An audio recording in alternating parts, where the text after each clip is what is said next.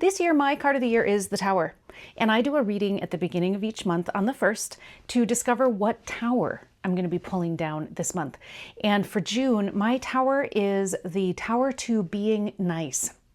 I have been conditioned my entire life to be nice to everyone, to smooth things over, to take on really too much, to always put on a good face, and to always be pleasing and helpful, and to not rock the boat.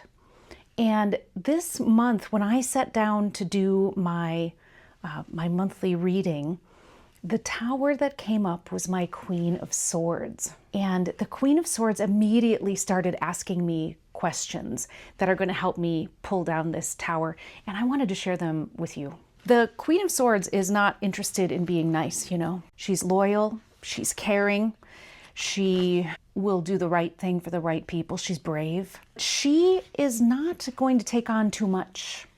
She's not going to take on responsibility for things that are not hers. She is going to expect you to take responsibility for the things that are yours, and she is going to she understands that she's going to be the villain in somebody's story, and so she's going to make sure it's the right person's story. She's going to be the villain for the right people. The Queen of Swords asked me these questions. Who benefits when you're nice? Who benefits from your conformity? Who benefits when you take responsibility versus other people taking their own responsibility? Who benefits when you take on too much? Who is provided ease when you do all these things? Who enjoys the ease from your efforts? Who benefits when you rock the boat? Who benefits when you don't rock the boat?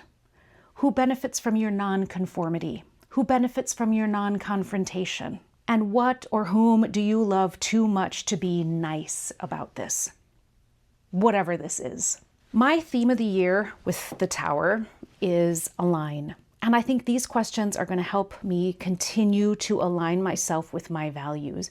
When I ask who benefits from my conformity, generally it is people in power, groups in power, who are hurting other people. And so when I choose conformity, I'm allowing this pain to continue. When I follow the Queen of Swords and I don't choose conformity, I don't choose the status quo, who's benefiting then? I think the people I want to benefit are actually the ones benefiting then.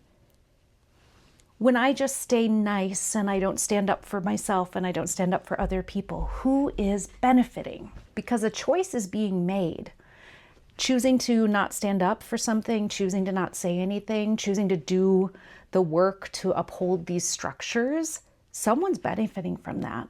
I am making a choice, and I should be making choices that benefit the right people. I should choose to be a villain in somebody else's story. I should choose to be a villain in the right people's story, because I'm going to be a villain. Whether I'm propping up the status quo, whether I'm fighting for a new way of life, someone's going to think I'm a villain. Am I choosing to be aligned with the people who I value, the values of mine that make me the villain to the right people? Some of the words of power I put together for myself this month go back to letting go of control and letting love guide me, like a strong, courageous love guide me. So things like, I accept that I am a villain. I relinquish control over what people think of me. I am guided by love. I'm guided by my values. I'm guided by what I'm devoted to. And I recognize and honor more than one simultaneous truth. I think these words of power will help guide me toward this alignment and help me to drop the niceness, go for kindness, go for care, go for love instead of being nice. So, no big deal. Just tear down something that has been conditioned in me since the day I was born. Should be easy. Wish me luck.